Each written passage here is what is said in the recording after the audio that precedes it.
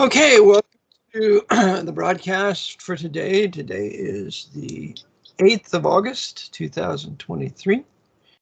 And welcome you to the broadcast here with Brother Eric John Phelps, 24/7 World Radio. I have with me today our most beloved guest, Brother George Widger, for an hour, and he'll have some various different topics for us. So, Brother George, welcome to the broadcast. Well, thank you, Brother Eric. As always, it's a pleasure to be all with you. It's always a pleasure to have you. You always teach me something, George. So I really appreciate that, and I'm sure the listeners appreciate you too. Oh, well, thank you. Well, something I hard to believe, but true. Right. Okay, I would respond to that, but let me, before I do that, I'll start out with a scripture verse, which is Exodus 6, verse 3. And I admit this is a somewhat unusual passage, and you'll find out just in a moment, or why in a moment. Exodus 6, verse 3. And it appeared unto Abraham, unto Isaac, and unto Jacob by the name of God Almighty, but by name Jehovah, was I known to them.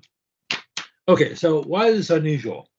I've never heard a pastor preach on this. I'm sure there's some have, but I just haven't. And I bring this up because I became cognizant of this during the 1990s, and I'm sure it was an issue long before that. I was attending this church. It wasn't a Baptist congregation in the Sacramento, California area, and it's one of the largest congregations. And their policy is we'll use any Bible except for the 1611 authorized version, aka the King James. Even though the pastor there admitted that he grew up on the King James and he loved it, and I guess it was told that, you know, if you want to pack in the crowds, you need to use any version besides that. So why do I bring this up? One of the assistant pastors there, I know this because from a Bible study, said, you know what? I'm grateful for the modern translation because they correct a number of the errors in the old King James.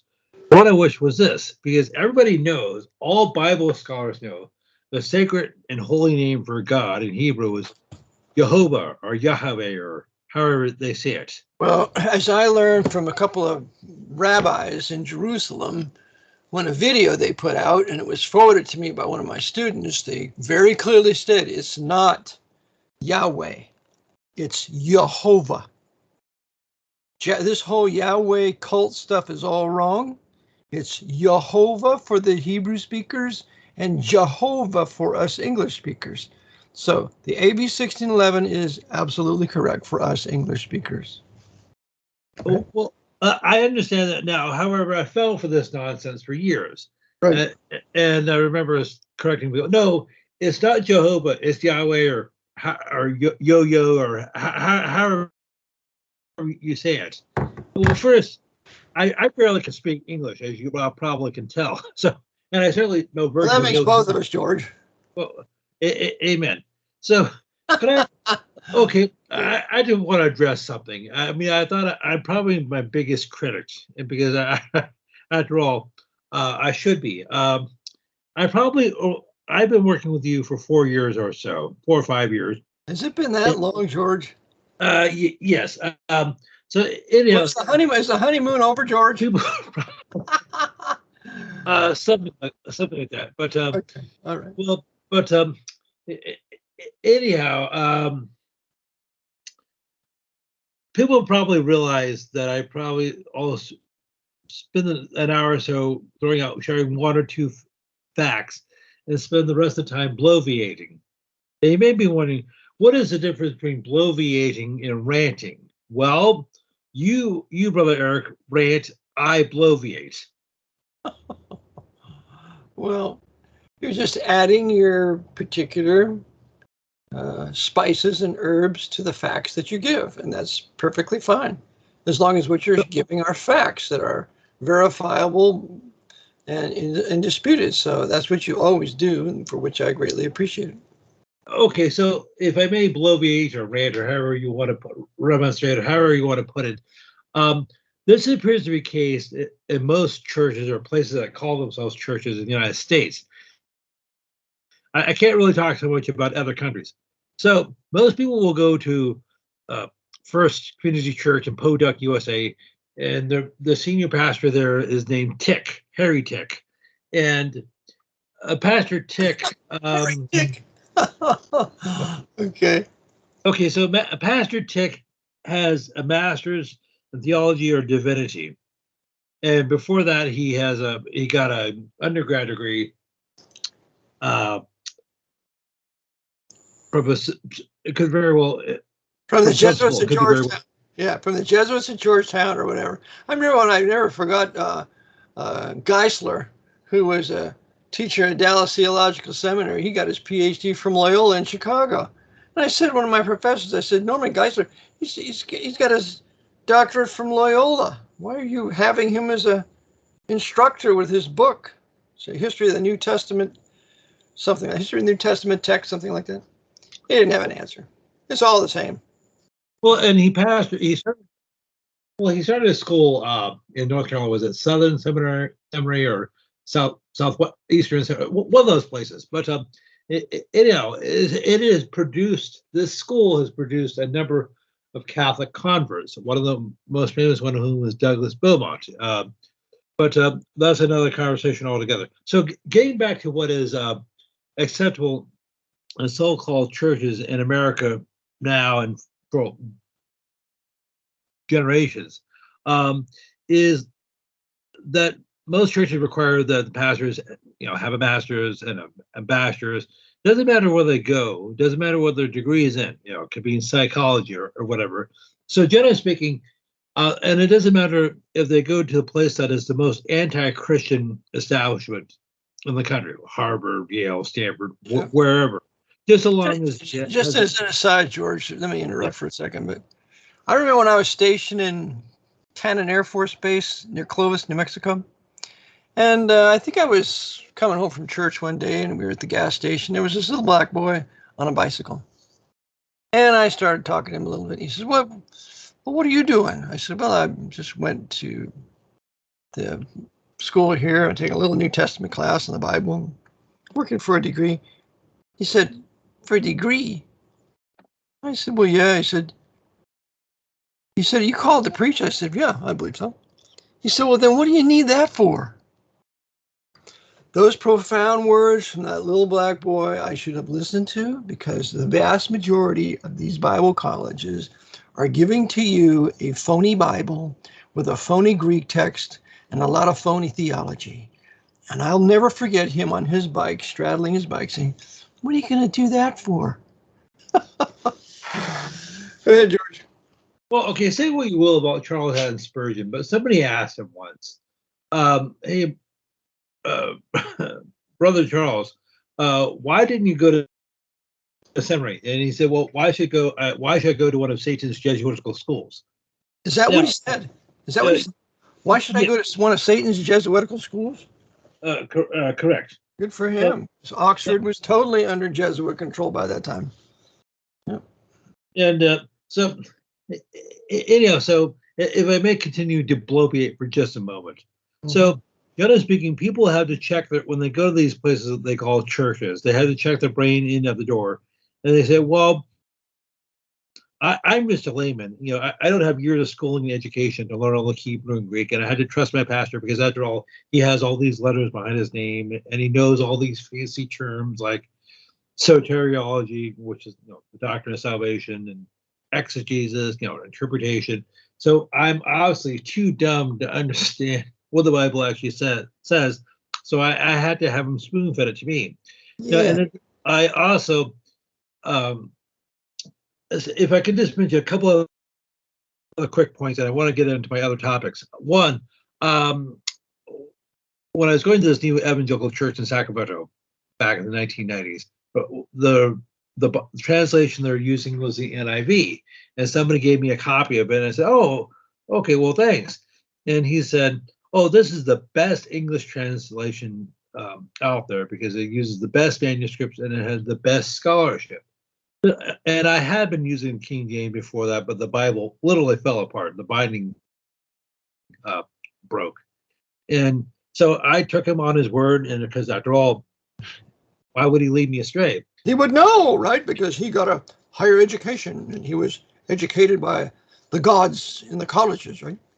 Okay, so You get there. Go ahead. Okay, so I remember reading the foreword of the NIV, and it says this in most other translations. Well, although we're immensely grateful for the 1611 authorized version, it had its purpose and its end. They used the best manuscripts possible, and they used the best scholarship possible in their day. But we now have better manuscripts and better scholarship. Oh, so you had to wonder. So for hundreds, says who? Well, prove it. Please don't bother me with facts. Oh, okay. Right. So you had to accept your indoctrination here to the end that I would abolish the Bible of the English Reformation and the foundation for the Republic of these United States of America. Yeah. Mm-hmm. Okay, so you had to wonder for hundreds of years, how did anybody get saved by using that inferior King James version of the Bible? It wasn't those words that are so unable to be understood, thee and thou and oh.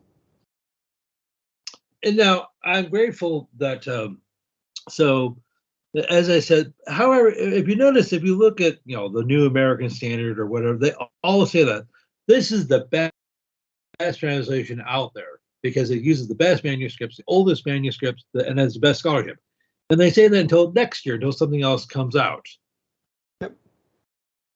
And by the way, for the listeners, if you want to hear the proper refutation of the belief, of the claim that the oldest manuscripts are the best manuscripts, you need to read a book called The Revision Revised by John Burgon, the Bishop of Chichester in England, that he wrote it in the 1880s. And it's a total refutation of that lie. And then I have another book called it was written by Alfred Martin for his PhD. I had him at Baptist Bible College. And he talked about the key to the New Testament text. And he showed the whole Westcott and Hort theory was based on a complete and total lie, having never taken place in history, and that the texts underlying these new versions, or at least the Westcott and Hort Committee, were corrupted texts. And he goes back and shows you that even Erasmus, who was a Catholic priest, but I believe he loved the Lord, he knew the text, and he rejected Vaticanus. So it's a tremendous paper by Alfred Martin, Dr. Alfred Martin, and he totally destroys those lies that are the foundation for all these new versions, that the oldest manuscripts are the best, and that we have better scholars.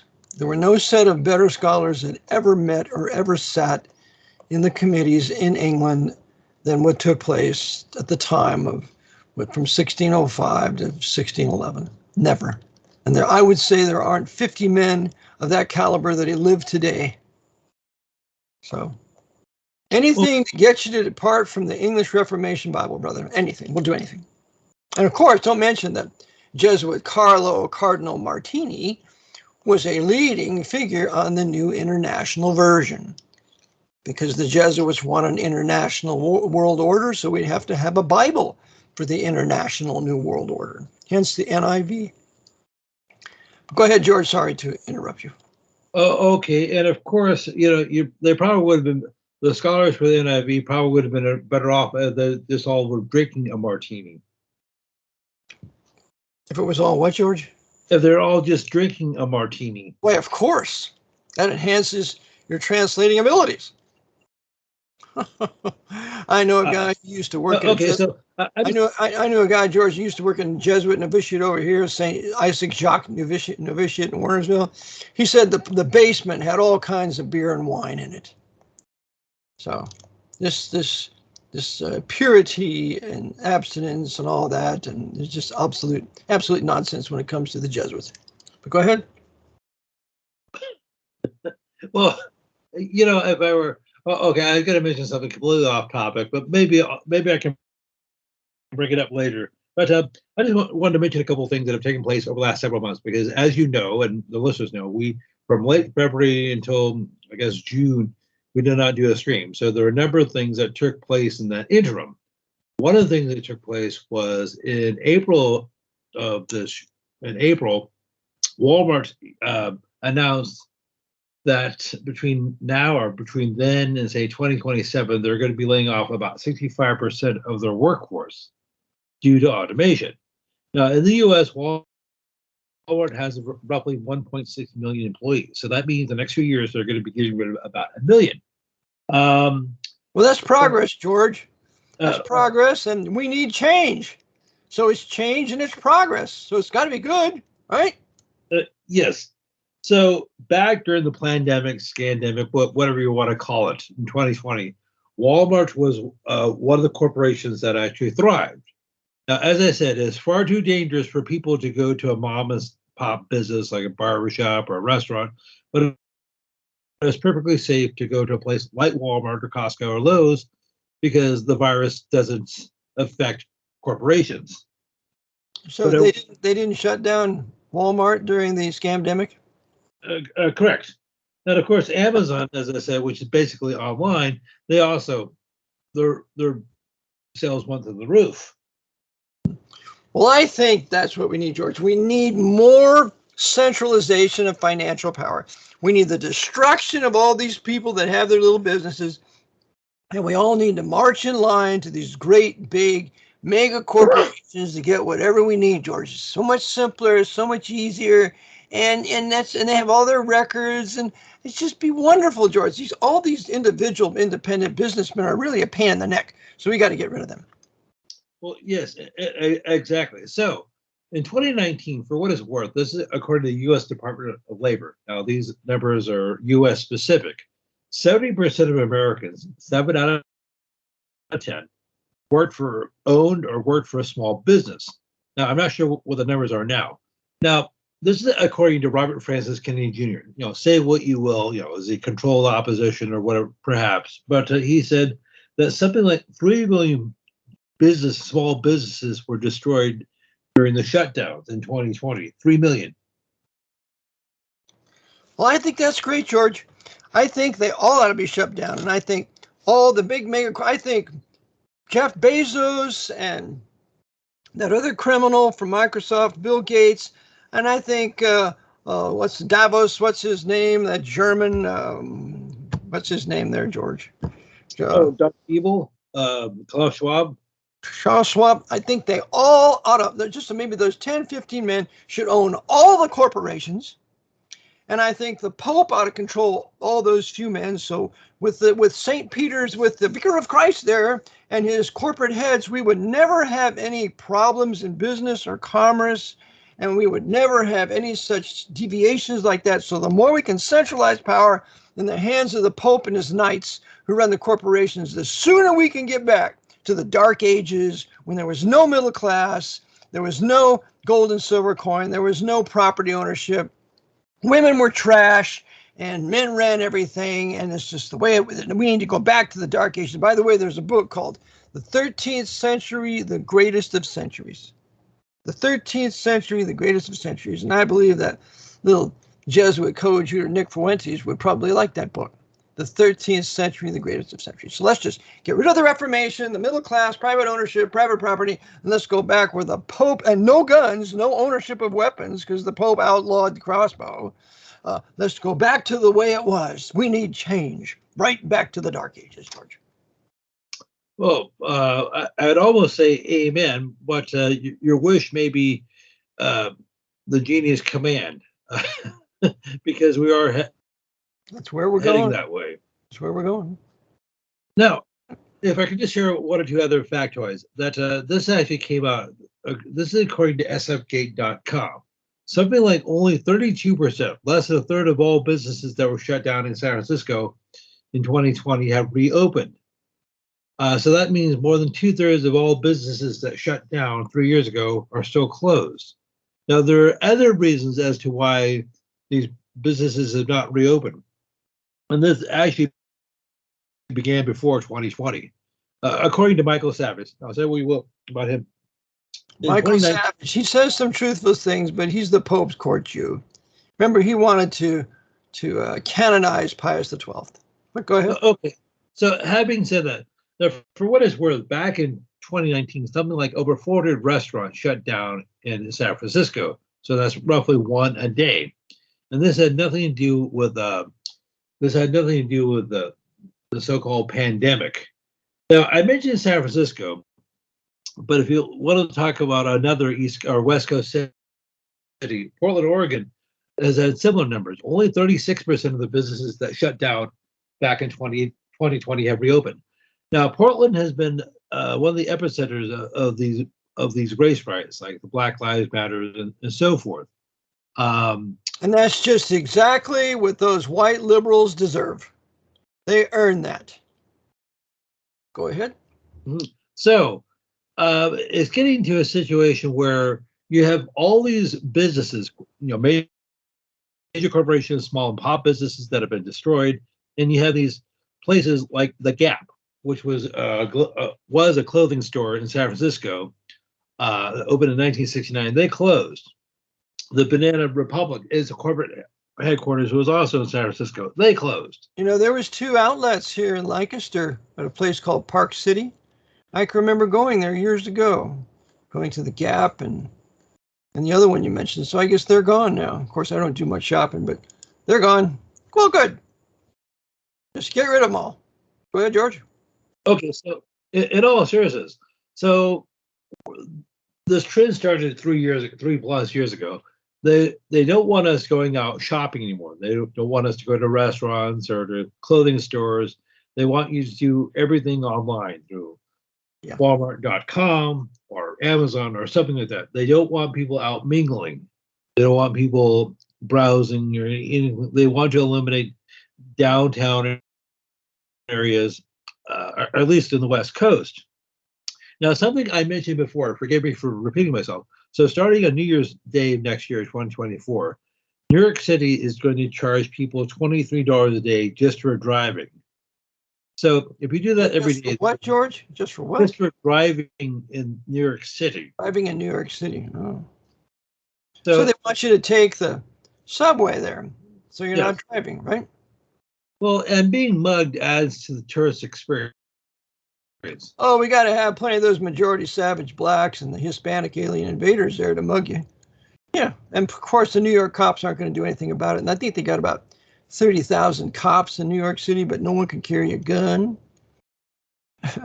So without gun carry, there's going to be crime everywhere. But the Irish Catholic and the Italian Catholic cops there, they think they know it all, and they think they're going to protect everybody. But they're just furthering crime, along with the governor of New York that promotes anti-gun ownership and anti-carry when these savages want to rob, rape, and kill you. But we can't do that because we don't have a right to life, liberty, and property anymore. They made sure about that. So this is exactly what New York deserves. The leftist, socialist, communist city of New York deserves all of this. They're reaping what they've sown. And the one behind it all, the Archbishop of New York City, Timothy Cardinal Dolan. I want to thank him for creating this whole thing. Well, I'm sure you can send Tim a thank you letter, and he'll and say thank you, Tim. However, thank you, Tim, for your predecessor, Francis Cardinal Spellman, overseeing the assassination of John F. Kennedy and overseeing the assassination of Malcolm X, and we really appreciate that. Overseeing the USS Liberty attack that wanted to foment war in the Middle East and blame Egypt for that attack. All done by Francis Cardinal Spellman. So we want to thank you for that and your predecessor. And we know you're going to be doing the same thing. We know you're behind 9/11. And we know it's just the same Archbishop rule of New York City. He is the prince of the church. He's the most powerful man in the city of New York. Okay, I know I've said this before, so forgive me for repeating myself. But one of the things that L. Francis Mooney mentioned in his 2013 book, the quote global close quote Vatican, was that he probably spent at least one chapter just on Spellman. And Spellman was the Archbishop, was the Catholic Archbishop of New York City from 1938 until his death in 1967. Are you talking about John Cooney's work, the American Pope? L. Francis Rooney, the quote global close quote Vatican. Oh, L. Francis Rooney, and what's the title again? The Global Vatican. The Global Yes. Vatican. Yeah, I know there is not a globe, but that's besides the point. Okay, so back in 2013, L. Francis Rooney, who was the U.S. ambassador to the Holy See from 2005 to 2008, wrote a book in which he talked about the history of the diplomatic relations between the United States and the Catholic Church, going back from colonial times until his day in the early 21st century. Now, as I said, Rooney, among other things, went to 4 different Catholic schools. He went to St. Francis High School or school in Tulsa, Oklahoma, I believe. He went to Georgetown Preparatory School. He went to Georgetown for his undergrad degree, and he went to Georgetown for his law degree. Well, I'm so glad the Jesuits educated Mr. Looney. And of course, he's a Knight of Malta. So when you have the Knights of Malta taught by the Jesuits, you're going to have a wonderful country. And they're going to run it just wonderfully, and you're going to like it. Okay. They're going to continue to do it until somebody does something about it, but that makes sense. Okay, according to Rooney, between 1938 and his death in 1967, Francis Joseph Cardinal Spellman was in charge of every aspect of U.S. foreign policy. This is something that Rooney freely admits. So whether you're talking about World War II, the establishment of the UN, the creation of the modern nation of Israel, the Korean War, the Vietnam War, Yep. the coup in Guatemala, Yep. the coup in Iran in the early 1950s, he was involved with it all. So Oh, yeah, that's right. Well, he was the overseer of the CIA. He attended the daily brief of the CIA until Kennedy ended it. And Kennedy would also not allow him to say Mass in the White House either. So Spellman hated Kennedy's guts, and it makes perfect sense that Spellman would oversee his assassination. But Spellman ran the Dulles brothers, John Foster Allen, and he ran the entire government. And he ran the State Department in 1949, which put Mao Zedong in power. And so Spellman is directly responsible for instituting communism in China. Go ahead, brother. Well, okay, so you had to wonder, how did he have time to be a bishop? How did he have time to attend to the daily business of running an archdiocese, make sure the bills got paid, the lawns got mowed, the staff got paid, mundane things like that? Yeah, he doesn't. He didn't do that. That was all farmed out to other people. He just made sure it was done. That's all. Oh, okay. So how does he take care of? I'm talking about the temporal business, like making sure the lights stay on. But how did he attend to things like ordaining priests and officiating weddings and doing things like that? Well, he had plenty of time.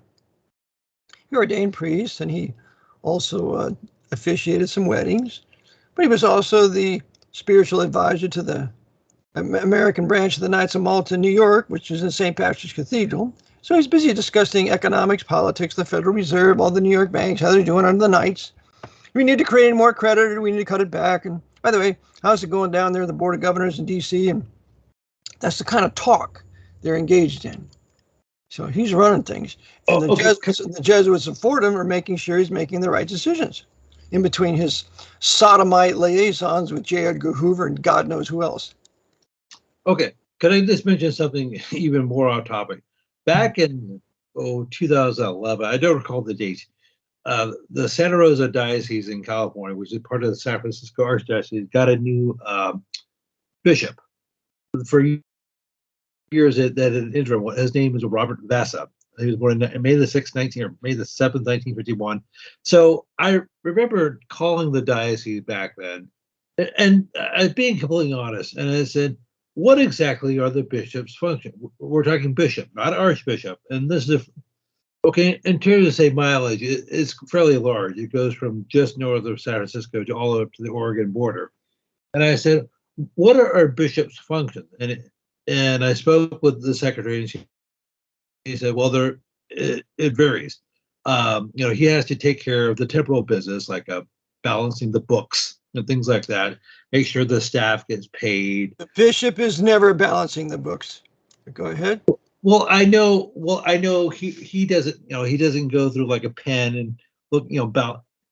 He does have access to all the records. Sure, of course. So anyhow, he gets a complete assessment of the diocese, all the assets, all the liabilities of all the parishes, how many churches they have, how many priests, how many nuns, how many people in seminary, um, how many schools they have, what their budgets are, and he has to keep an account. And he's also keeping track of all the politicians in his diocese as to what they believe, what they're planning on doing, what they're advocating. So he either can back it or oppose it. And if he needs to, he, through his archbishop, can call in the CIA and carry out certain assassinations that are a threat to the Pope's temporal power. That's all it is. Okay, so this is according to the diocesan secretary whom I spoke with. Okay, and I appreciate her candor. And now, if she was just telling me what I guess she had worked for the diocese for decades. So she said they had to do a reckoning at the beginning of his term. They had to find out what all the assets, what all the liabilities are. And when I say assets and liabilities, I'm talking about like how many schools do they have, how many students do they have, are they running a deficit? How much money it has. Mm-hmm. Yes. So every year the bishop has to make a report to the archbishop. In this case, it would be in San Francisco. Correct. They said, hey, these are how many Catholics we have in our diocese. These are were born, these are died, these are baptized, these are marriages we have. And it just like, it doesn't seem nefarious per se, but they also had to keep a track of all the other assets, like their newspapers, the radio stations, whatever websites, depending on what period of history. And of course, they need to keep on track of like how many schools there are, how many secular schools, how many state schools are there, who are the police chiefs, who are the mayors, who's on the city council. That's right. And because that goes to the temporal power of the Pope. I would hope that the listeners by this time know that we are always attacking the doctrine of the temporal power of the Pope. We quarrel with no man's conscience, as Cromwell said. When it comes to establishing the political government of the Pope in your country under the doctrine of the temporal power, that's where we take up the sword of just defense. They have no right to impose their political power of that King of Rome upon us. So that's what he's doing. And by the way, every bishop takes an oath. I have it in one of my books here. He takes an oath to report anything out of sorts immediately to the archbishop or to the Pope that would be a threat to his temporal power. Yep. Now, as I said, they have a number of assistants, and usually lay people. They have actual accountants who balance the books, and they have people who, as you said, he does delegate this stuff out, but he oversees it because he has to sign the checks. And so they have people who know how to like hold on, do things like that. But right, too. Remember also that all the property in the diocese is held in the name of the bishop of the diocese. So no individual Catholics own any of that church property. It's all, even though they built it, they put all the stones to build it, they took care of it. None of those Roman Catholic people have any title to any property to any of their churches or anything inside their churches. It's all titled to the bishop of that particular diocese. Now, and by the way, that's why the seizure of March 9th, 1933 by FDR didn't affect seizing of the churches. It affected every person, place, or thing to the exclusion of the Roman Catholic churches because those properties are titled to a foreign sovereign and they could not be seized by FDR on March 9th, 1933. So the papacy was unaffected by this grand theft of the president, commander-in-chief on March 6th, approved and confirmed on the 9th with Proclamation 2040. And that's how, and the bishops and the archbishops oversee this military empire of the commander-in-chief that the Pope controls. Okay, and if I could just say something, and forgive me for stating the obvious. Now, this Robert Vasa is in the early 70s, and he's been the bishop of the Santa Rosa Diocese in California since 2011, so 11, 12 years. So he is American, which is good. He was born in Nebraska. However, that's not a requirement to be a bishop in the United States or any other country. Of course, at the time back in 2011, he was appointed by, I guess, Benedict the 16th over in Europe. And I know we've discussed this before, but so I know that Benedict has been in the United States at least once. He was here back in 2008, but I don't know if he's ever even been to California. And so how is it this Pope can appoint people to be responsible for jurisdictions that are, say, thousands of miles away from where he lives and where he's maybe never even been before? And he's not familiar with, I mean, he can read things, but he doesn't know, or he didn't know what things are like here in Northern California. He doesn't know what the weather is like. He doesn't know what the people are like. He doesn't know, little nuanced things like that. He doesn't know what the historical, he may know what the historical problem. Yeah, the Pope doesn't care, George. The Pope claims universal power, universal political power. That's his silver key on the Vatican flag. He doesn't care about the people, about preserving any of their race, language, culture, or history. All he wants is universal political power at the expense of whatever expense it might be. And so that's why he does it. That's why he conveys his powers to the archbishops. He conveys his power to the bishops, the priests, because they're all ambassadors for him to impose his rule wherever they go. Overseen by the Jesuits to make sure these priests and archbishops and bishops don't deviate from the design. Okay, so now there's an issue that has come about allegedly over the last few years in Red China, mainland China, where the capital they're taking, Beijing, the Communist Party has said, well, we want to appoint our own bishops and archbishops. But I'd imagine that's probably just simply a ruse. It's a ruse. Who runs Red China? Yeah, Red China, the communist government, and for the listeners, the communist government of Red China was imposed in 1949 through the influence of Francis Cardinal Spellman, who controlled Mao Zedong. Remember that Cardinal Spellman, in control of this military government in Washington, forbade Chiang Kai-shek from invading China and putting an end to Mao. And the Sixth Fleet was used to block Chiang so he could not invade, so that Mao could send 1 million Chinese troops into North Korea to side with the North Koreans to kill American servicemen. Those are all facts. They're irrefutable. The John Birch Society proved it years ago. And Edmund Paris, in his book, The Secret History of the Jesuits, absolutely states and proves that Francis Cardinal Spellman ran the State Department in 1949, which put Mao in power. Period. And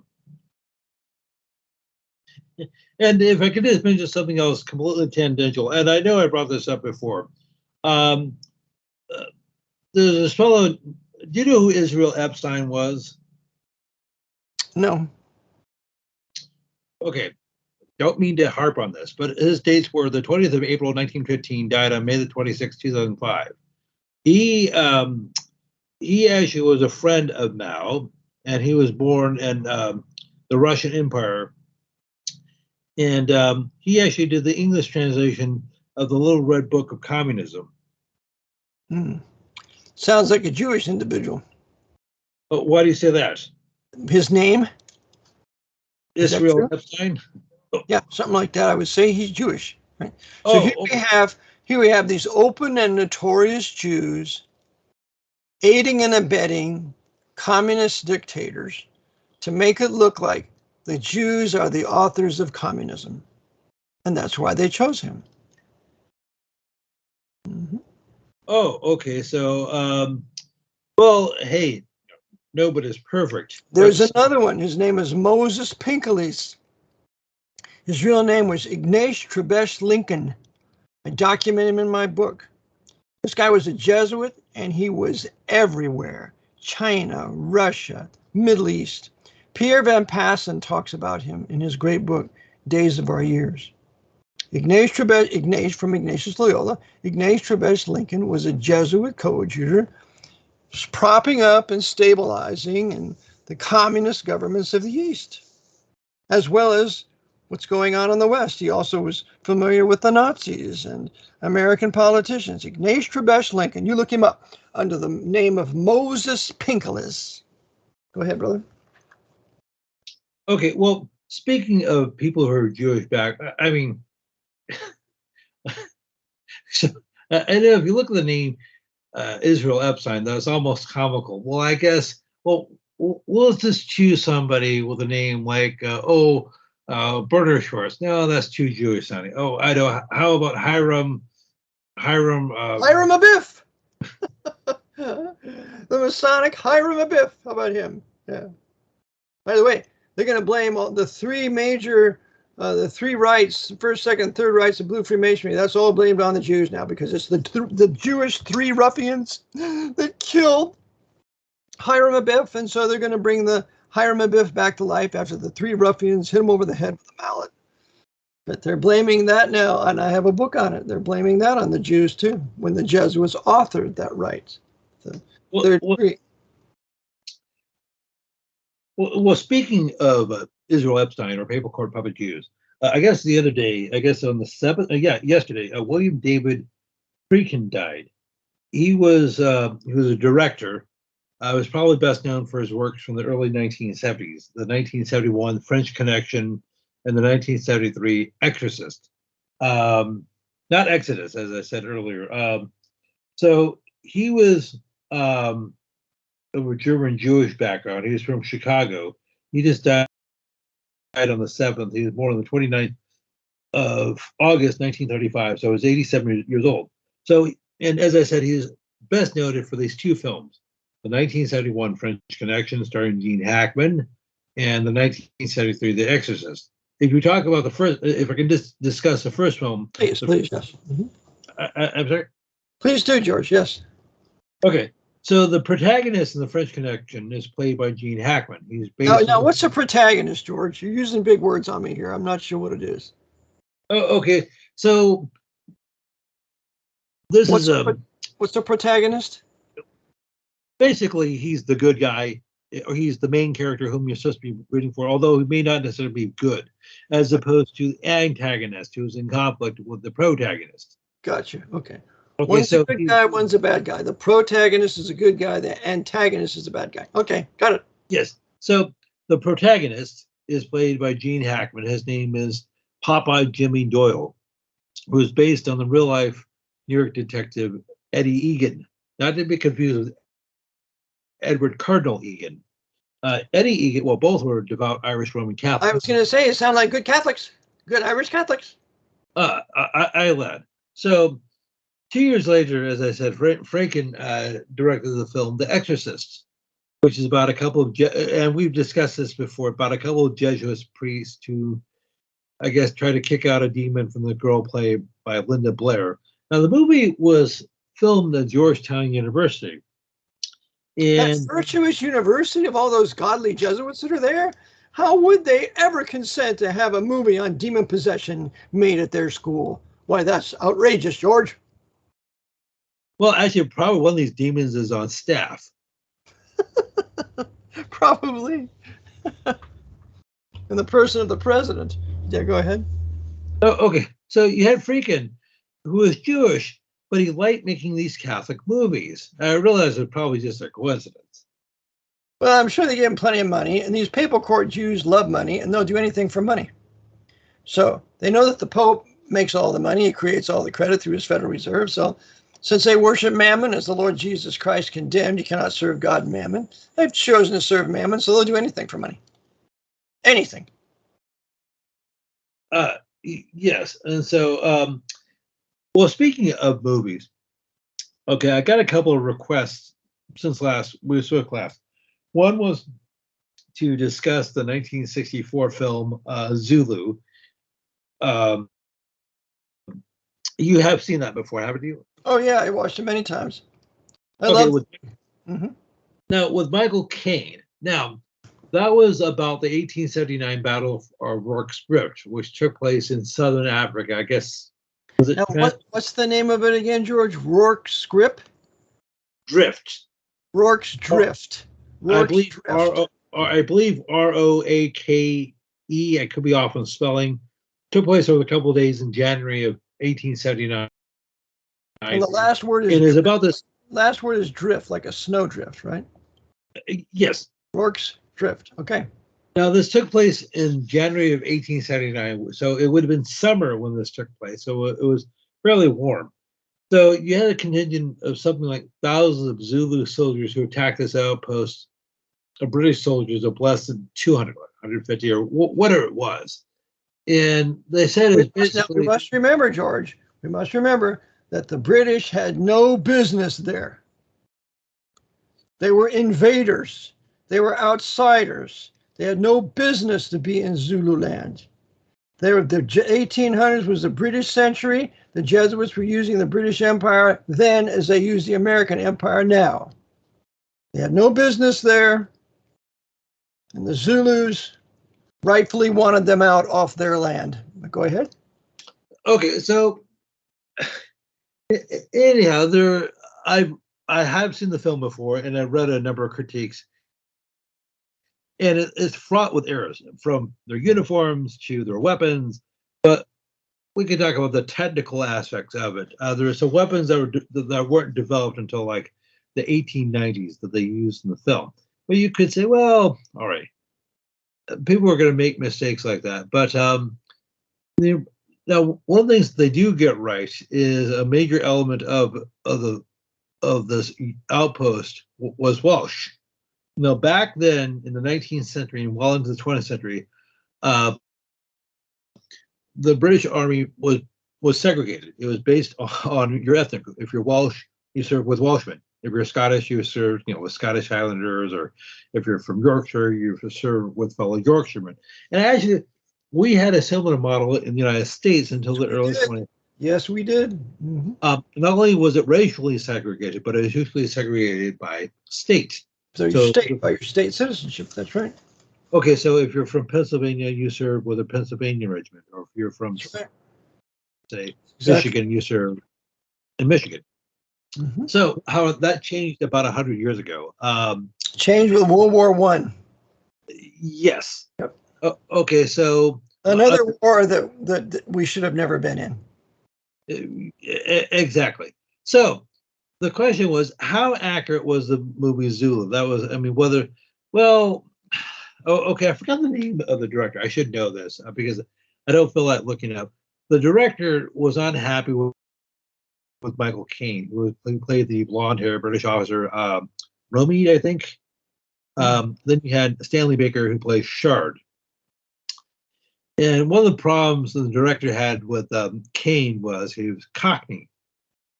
In all of his roles, he made no effort to cover up his accent. It's just like his friend and colleague Sean Connery would almost never. I don't think he ever made an effort to hide his Scottish accent.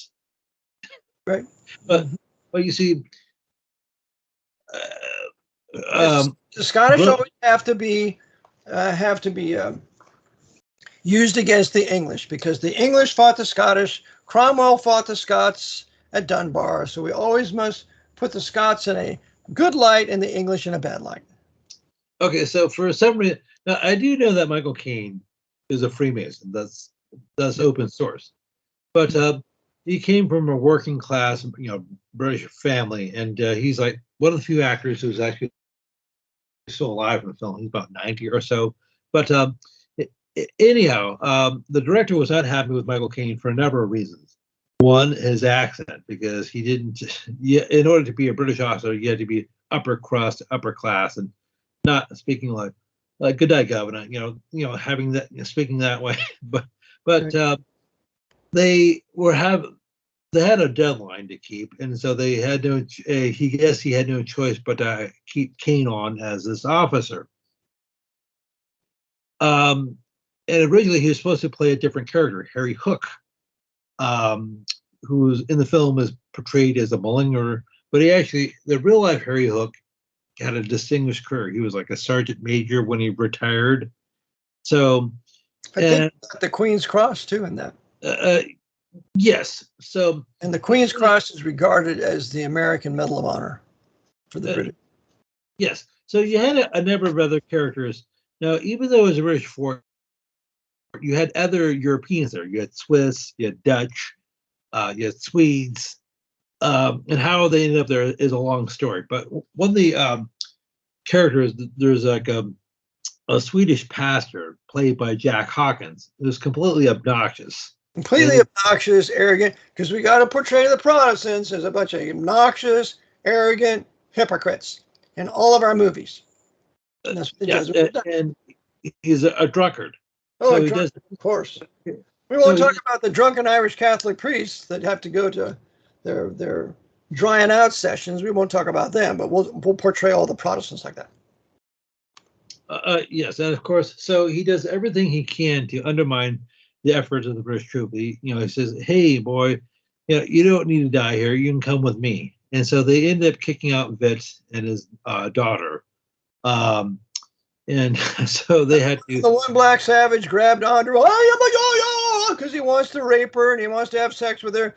And the Zulu chief did one of these things with his arm, and immediately some black Zulu warrior stuck the guy with a spear and killed him. So interesting. By the way, that shows you typical black government. A military dictator, a tribal chief, and absolute power over them. And that's how they best prosper. Go ahead. Okay. So I know there's not a very accurate review or anything. I'm just, going off the top of my head. So the British survived. Most of them survived over overwhelming odds. But now, for what it's worth, this was one of the most successful British films ever made. As a matter of fact, it had the highest sales in Britain until 1977, when it was replaced by the original Star Wars. It was carried in cinemas for years. Mm-hmm. And it basically made Michael Caine into a star. Now, he, in addition to having the director not caring for him because of his accent and various other things, he got a bunch of other plum roles, such as the Ipswich File, The Battle of Britain, Get Carter. So he would go on to become a major superstar. Now, you had Jack Hawkins, who had a somewhat successful career up to this point. He had been in The Bridge of the River Kwai, Lawrence of Arabia. Yep. You're going to say something? Yes, that's right. Mm-hmm. He was in all those movies. Okay, but for the most part, he was in all the Pope's Jesuit theaters for those movies, indeed. Because as we know, it's all Jesuit theater. Go ahead. But it's interesting. I can give you, okay, I'm not going to give you anything. Well, maybe I can do this the next time we're on. But now, as I said, Michael Caine is still alive. He's about 90 years old. But all the other actors, I believe all the other actresses and actresses have died. And almost all of them died young. Jack Hawkins died in the early 1970s, like 50 or something. He had a heart attack while he's having his teeth cleaned or something like that. Stanley Baker was like 45 or something when he died. He was the other co-star. And almost all of them died young, like they're in 40s and 50s. Now, how and why that happened, I'm not sure. Who knows? Maybe the Lord was just rewarding them according to their works of wickedness and sin in the Jesuit theater in Britain. could just be that simple. Okay, but whereas he's allowed Michael Caine to live, to a ripe old age. Yeah. As a matter of fact, Michael Caine came out of the movie in a film last year called Siska, Jan Siska, who basically was like he was like the forerunner to Jan Hus. Oh, okay. I see. But what was his name again? Siska, Siska. Yeah. Mm-hmm. I think he was a Hussite. I can't quite remember. Yeah. He's mentioned in John Dowling's History of Romanism as he goes through the entire history of the papacy, and I think Siska is mentioned there. Yes. So anyhow, so just getting back to Zulu, which dealt with the Battle of Rorke Strip in 1879. Now, the film came out in 1964, and it was controversial for a number of years, for a number of reasons. It didn't play, they delayed its release in the American South when it came here and in places like LA, because they thought it might foment a race riot. Oh, very good point. So they, I don't see why that would happen, George. The blacks, many blacks of the South, they migrated to LA because there wasn't any segregation, and they were doing just fine there. They were civilized, they had their own businesses, they didn't hate white people. White people could go into their communities and be served ice cream or a sandwich, and everything was just great because those blacks were so happy to get out of the South. They made a Shangri-La out of Los Angeles, so I don't see why there would be any problem if they would show that particular movie there. I don't understand that, George. Do you? Well, maybe they're planning. Okay, this is 1964. Maybe they're already planning on the About watch. hating whitey, and if you can incite them to hate the white man with a movie like that, man, we can have a riot. We can justify calling out the Marines or whatever, and we can have more taxes and more executive orders. That's how the blacks are used, to justify more centralization of power by the Pope's white power structure, using them as suckers. Go ahead. Okay, so you had the Watts riot in LA the following year, 1965. I remember so that. Maybe they're anticipating that. And of course, you have a number of riots throughout the 1960s from 65 on, right, for various reasons. When 200 cities were set on fire, to the delight of the Jesuit order and their Soviet empire and their Chinese empire, for the weakening this heretic and liberal nation of North America by inciting the blacks to all this crime. Wonderful. Got that Father Flager in Chicago. That's why he was such a good guy at inciting all kinds of black hatred. That dear friend of old Barry Obama. The mulatto servant of the white power structure. So it's all about agitation. The Jesuits are the great agitators of states. And ultimately, I would think that they would use that movie. I mean, you can hardly find it now. Well, it's just like they like using popular culture, whether it's a movie, it's a song, a book. Harry, was it Uncle Tom's Cabin? Was it 1854? Now, allegedly, Abraham Lincoln said, who was it? It wasn't Harriet Tubman. Who wrote Harriet Beecher Stowe. Yes, yes. He said her little book helped foment the war between the states. Sure did. That little witch never went into the South. How would she know anything about Southern life if she was never there? Yep. And I say it wasn't even written by her. It was ghost written by the Jesuits to incite that divide of the country, to then sacrifice the South. And the leading chaplain of the South was a Jesuit. So. Okay. Now, I know we brought this up a couple weeks ago, so forgive me. I repeat myself. Well, okay. I'm not going to apologize. If I repeat myself, I repeat myself. Remember, there was a song by Jason Aldean came out in May, and it's created a bit of a furor. It's called Try That in a Small Town.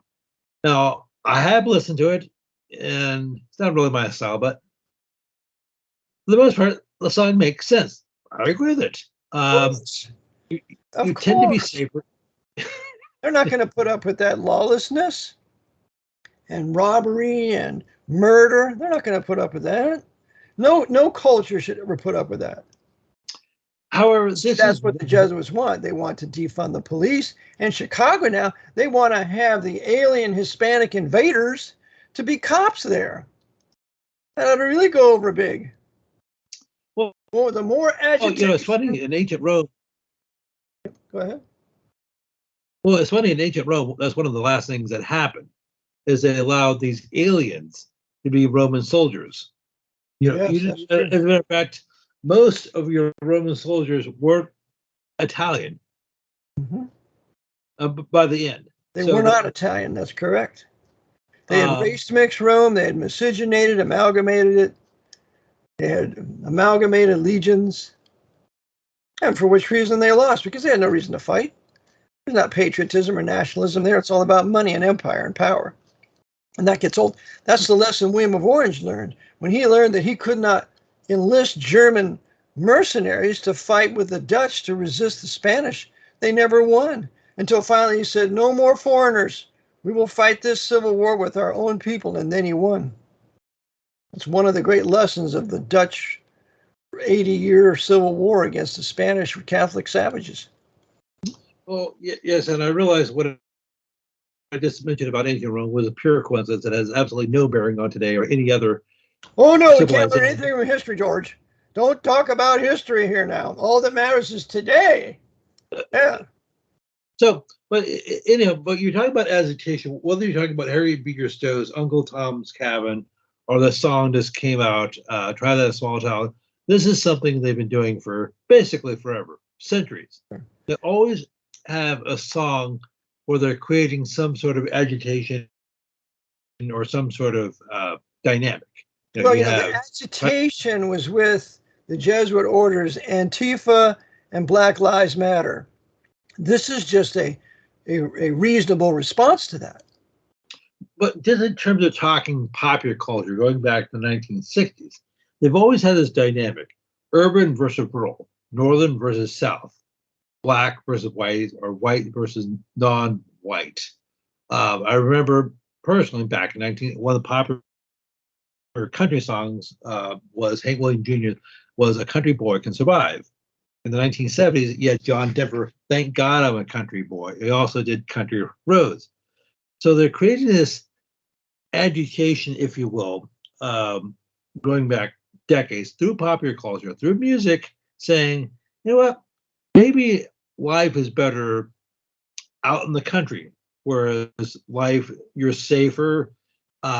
People tend to be more like you. They tend to be, they look more like you. They tend to be, and the smart blacks that want to get away from the majority savage blacks, they move out into the rural areas because they know the whites aren't going to rob, rape, and murder them. That's what happens. I watched that personally happen where I was raised. Decent blacks move in. They want to get away from these savage blacks. I saw it in Harrisburg. Because this black man had a white wife, and she said, we got to get out of Paul Manor here because they're going to destroy us. And they were so happy when they could move away from their savage black culture into a white neighborhood. Okay, I just made reference to John Denver, and I wanted to talk about him, but owing to time constraints, I'm not going to go to that right now. But he hits on several points. Well, do you know what his actual name was? No, I don't. John Denver? No, I don't, George. Okay, you are familiar with him, aren't you? Yes, I am. As I said, he did Country Roads, Thank God I'm a Country Boy. Yeah, he wrote the original. Well, yeah. He wrote "I'm Leaving on a Jet Plane," which was covered by Peter, Paul, and Mary. Roman Catholic Peter, Paul, and Mary. My mother had their albums. Yeah. Well, okay. Paul Scopey, he was Catholic and Mormon, and Peter, he was Jewish, and Mary, she was nominal Presbyterian or something like that. So you have apostate Protestant, Jew, and Catholic.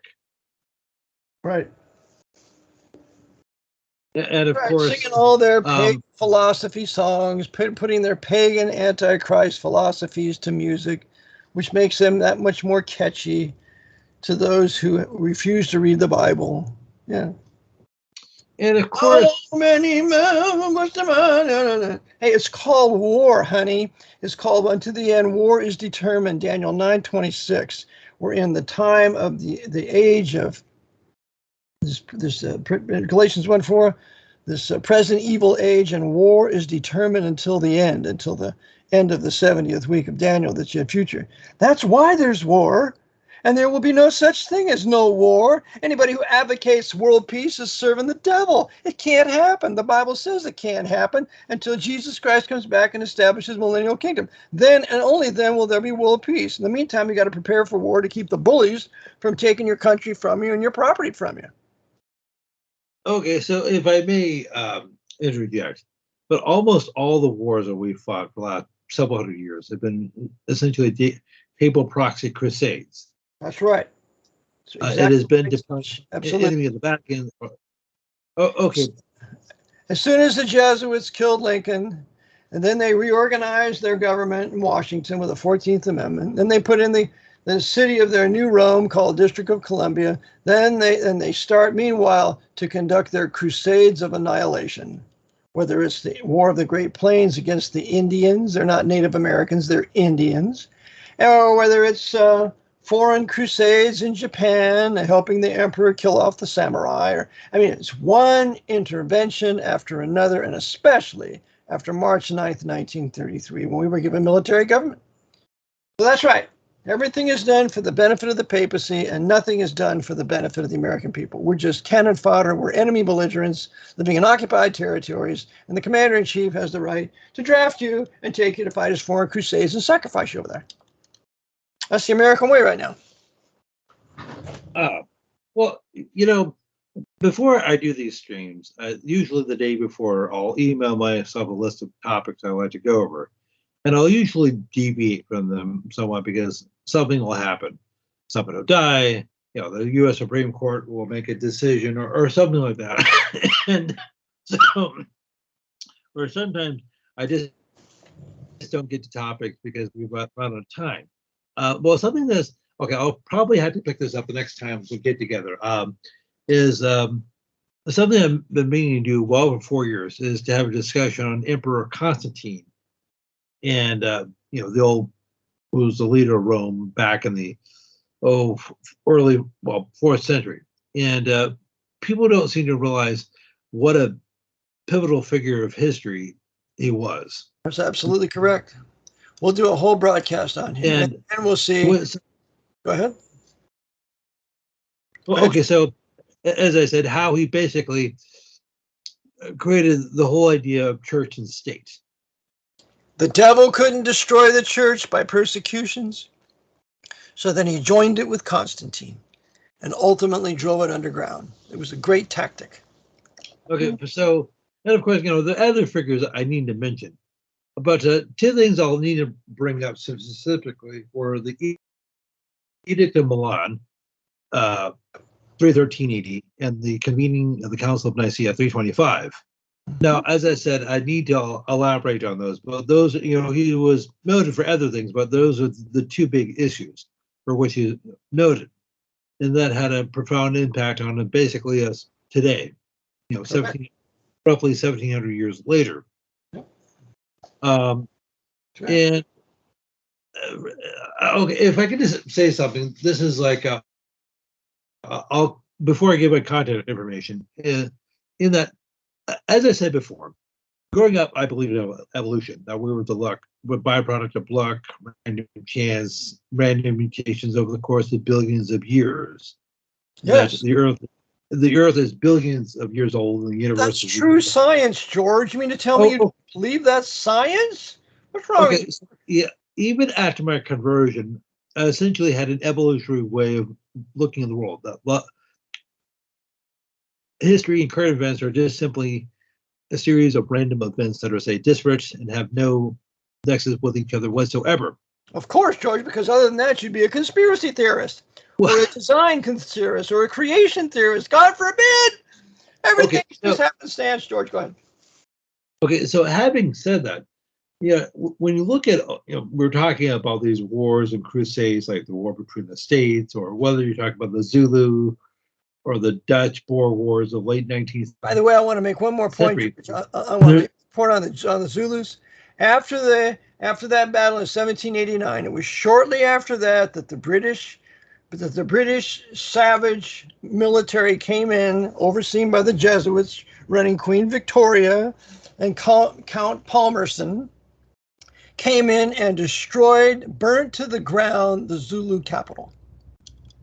There were many Zulus that were born again, were believing the gospel. We can't have those blacks believing the gospel.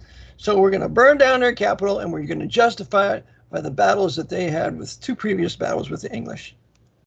Yep. Okay. That's well, all. I know we're just wrapping it up. So it's coming up at the top of the hour. It's I guess about. So can we just go until 4 p.m. Eastern? Yeah. We got another 10 minutes, George. Go ahead. Okay, so just wrapping this up. But something I mentioned to you before is in Cuba in the 1950s, there was strong Protestant evangelism going on there. You had thousands of people who were becoming Christians. They were establishing a small but burgeoning middle class. You had a similar situation in Cambodia in the 1960s, Yes. as well as Venezuela during the 1980s. Yes. Cuba, for basically forever, had been Catholic. Venezuela had almost been forever Catholic. Cambodia had been basically Buddhist or other things, Eastern religions. So, and it's just so so I mentioned Cuba in the 1950s, Cambodia in the 1960s, and Venezuela in the 1980s. Let me guess, George. Let me guess. After they were believing the Bible and certain people were getting saved and were starting to improve, they went on to establish a wonderful free government, right? And they've prospered from that. Isn't that what happened, George, or did something else happen? Well, Cuba, somebody with a beard, cigar, forgot what happened, 1959. Cambodia. Cuba, Pol Castro, Pot, trained by Jesuits for 7 years, yeah. Cambodia, Pol Pot, trained by priests in Sorbonne in France. What else? Well, and also he was trained by the Jesuits at a school in Pol Pot was trained by the Jesuits in a school in Phnom Penh. And you also had okay. Hugo Chavez, Hugo Chavez, who was Jewish and Catholic, which is I'm not sure how that worked. He was Jewish on his mom's side and Catholic on his dad's side, but a professed atheist. Mm-hmm. Well, that's the radical conclusion of Romanism and apostate Judaism is atheism. That's why you got so many atheistic Jews. But what happened to Venezuela with Hugo Chavez? What is he known for, George? Well, basically turning Venezuela into a South American Cuba. Yes. Taking their guns from them, too. We got to take those people's guns. Yep. So all these okay, so and what happened? All these people that were turning to the Lord in their own nations met with a Jesuit blowback response with a military dictator who killed them and enslaved them. Still think we ought to have the Jesuits in America, George? Well, he's holy men of God. Well, indeed. Well, so if I could just say something, regardless of what you may think of the temporal power of the Pope, ultramontanism, beyond the mountain. We now live in a world where people are not allowed to have dissenting views on any subjects. People don't have the right to be wrong. It's basically the right to be right. Well, yes, people don't have the right to be right, but people also don't have the right to be wrong. It's just like it's not. Well, they do have the right to be wrong, but you don't have a right to be right, because other than that, we're going to surround you and we're going to bash in the windows of your school and we're going to have a riot. I don't see the right-wing people doing that. I see all the left-wing socialist communists doing that. So, no, you don't have the right to be right, but you got the right to be a savage left-wing socialist communist that hates white people, that hates the Bible, that hates our history, that hates George Washington, to hate everything America as founded in 1789 stood for. But you can advocate communism all day long and socialism, and you're great, you're a wonderful person, and universal equality, which doesn't exist in nature. But go ahead, George.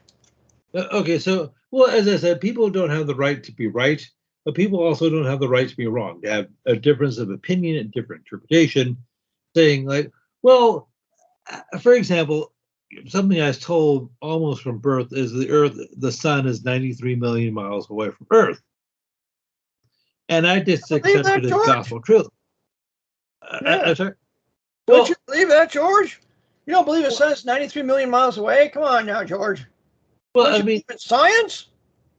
Well, actually, yes, I do believe in science. So if we're being truly scientific, I would question it. So how do we know the Earth is 93 million miles away? I mean, I suppose theoretically it could be, but how do you prove that? It doesn't matter, George. All that matters is that some PhD in astronomy told you that, and you're going to take his word like a priest. And whatever he says, you're going to bank on it. Okay? Now just get out there and pull the weeds and grow your corn. Okay? Okay, so how do we know that things like climate change is real? What is climate change? Is it if it is real, is it man-made? Is it man is intentional or unintentional, or is there people who are using things like directed energy weapons who are warming up the Earth? Yeah. I mean, about that? Okay, or you're having people who are creating basically superstorms, like they're souping up hurricanes that make them more powerful, or they're just setting off bombs to create these earthquakes. You're not allowed to even ask. Are setting off bombs underwater that will create 100-foot tidal wave at Fukushima. We won't talk about that, with the Navy putting in atomic bombs in the Pacific Trench to detonate them to create these huge tidal waves. We won't talk about that now. That would be conspiracy. Okay, so the few people I've ever heard talk about this are Jesuit Ventura. And of course, he's a kook and, he's a wrestler and all that sort of stuff. Who should, consider anything he has to say? Yep. He told more truth than most anybody I've ever heard in the unsaved world. Mm-hmm. He's the one that said the CIA met with him down there in the basement of the Capitol there in Minnesota and said, "We're watching every move you make." He's the only one that had the courage enough to say that as a governor of a state. So I respect him for that. Mm-hmm. So, as I said, so you're not. Well, I mean, I know we're coming up to the top of the hour. So, I thought the whole civil rights movement growing up was a good idea because, hey, shouldn't we, be nice to people? Shouldn't blacks be allowed to ride in the front of the bus and do things like that? But I began to ask myself, why did I think the civil rights movement was a good idea? Was it better? Did it benefit the whites? Did it benefit the blacks? It destroyed black culture. It destroyed local black businessmen. It was the worst thing that could have ever happened to them. And I just watched a little bit of a documentary by a black man today on that. He documents it very well. They suffered terribly. They lost their identity. I want to move in with the white folk, want to be in their area rather than have their own communities that would prosper. Can't have that now. And so to make sure they don't prosper, even though many of those blacks are Protestants and a lot of white people helped them, why we'll just go ahead and bomb Tulsa and we'll destroy the Black Wall Street in North Carolina because we can't have any of that kind of prospering by black people who believe the gospel. So, yeah. The Jesuits are always there to beat us down. Okay. Until that's dealt with, my brother. My last point just. Okay. Go ahead. Okay, so the last point before my contact information, I got a request to talk about Oliver Cromwell again, somebody from England. And as I said, we don't have time to go into that right now. So I need to, the next time we stream, we probably should talk about the Lord Protector. Well, before we do that, I recommend that Dan, who asked you about that, that Dan read the book, The Life of Oliver Cromwell by J.T. Headley. I read it into the record on my broadcasts in the past, or he can listen to those. I think it's like 2015 or so. But he needs to read some objective history about Oliver Cromwell and not all the leftist, socialist, communist, Jesuit tripe about him. What a terrible man he was. We don't have freedom of speech right here without Oliver Cromwell. With no Cromwell, there's no George Washington. So he needs to bone up on real history of Cromwell. Then, we can probably deal with it. Okay, so as I said before, Richard Harris, who played Cromwell in the 1970 film, did an interview around that time, 1969, 1970, I believe, with somebody from the BBC.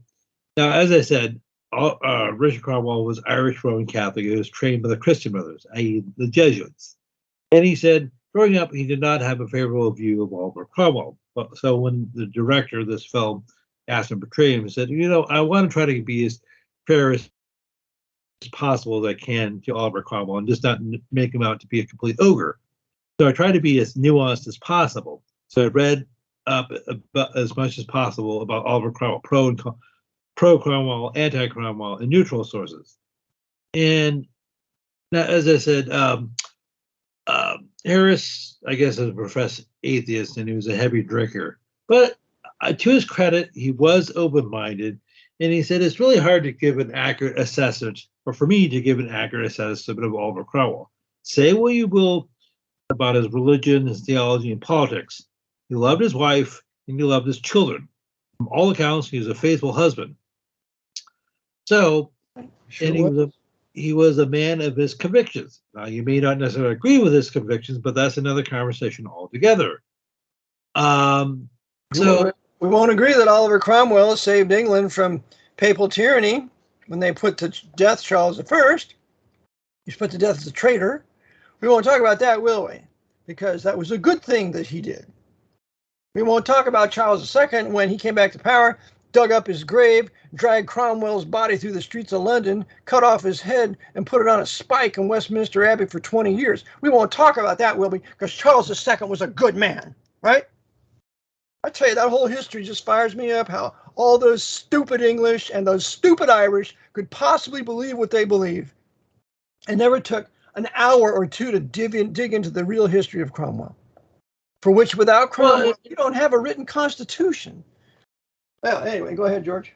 Okay, I know we've gone long. It's the top of the hour. But a year or two ago, I read a book by an Irish writer named Tom Riley back in 2014, who was from the actual town of, was it Dragall, or however you say it, in Ireland, who was actually a descendant of people who were actually at the Battle of Dragall. So if anybody... Drogheda. I beg your pardon, Drogheda. Now, Riley is Irish Roman Catholic. Okay, Riley is Irish Roman Catholic, so he obviously has a bias. But he wrote a book back in 2014. He said Cromwell was framed, basically. He said Riley was like one of the few real historians who actually went through primary sources of his day, census records and things like that.